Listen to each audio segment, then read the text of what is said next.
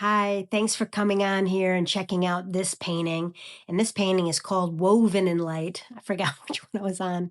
Woven in Light. And I absolutely love this painting. It's one of my favorites. I mean, they're all my favorites. They're all like my children. But this one in particular, because it was so profound in its teaching. You know, all of these paintings have such wisdom beyond me. And I know they're coming from me in some ways, but because I'm more of like a bridge or I like to say a translator, I don't really feel like they're coming from me, you know? And if you know, you know, especially if you're a creator. Um, so Woven in Light was such a beautiful teaching. One, I love the colors. I love the depth of it. I love how deep. I love, I love that moment at night, you know, when the moon's out and it's still like you're out in nature and it's still and it kind of represents that stillness, and that stillness is where we need to go. We need to cultivate that stillness because it's in that stillness and in that presence that we really can hear ourselves. We can hear our hearts, we can hear the light that we are, we can hear, you know, ourselves. And in that stillness, that's what we're meant to cultivate. And in that stillness, you have this metaphoric rope. And this rope is our agreement with reality in some ways.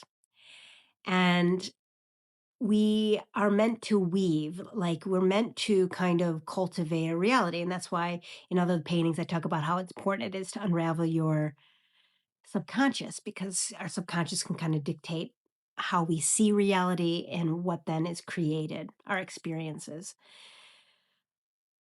But this weaving and unweaving is an ancient practice.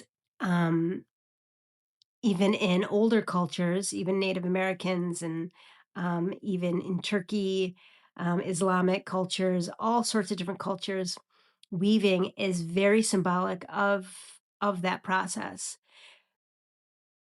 It's about choosing consciously what it is that aligns with you and what it is. It's like discernment in a way. But in this painting, it talks also about what we have to unweave. So as we move throughout life, there's lots of things that we agree to. So there's knots. Knots are where we are making a commitment. And, and that's why in some cultures you tie a knot. That's why in weddings it's like tying the knot because you make a commitment. And it's like a knot in your rope of just saying, this is a commitment that I made with intention.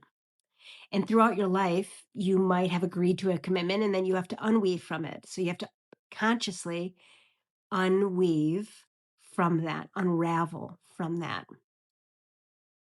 And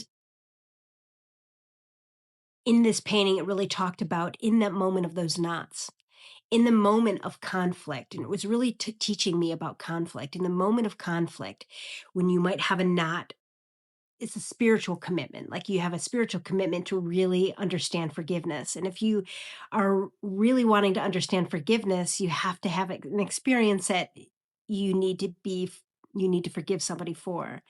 And that usually results in there's a pain, right? Or a betrayal or something.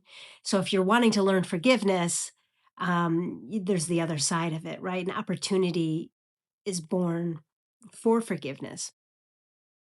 So it's in those moments of conflict. It's in those moments of when we have the pain or we have these experiences that we don't necessarily like, is where the lily is formed. And the lily is representative of this beautiful opportunity to remember who we truly are.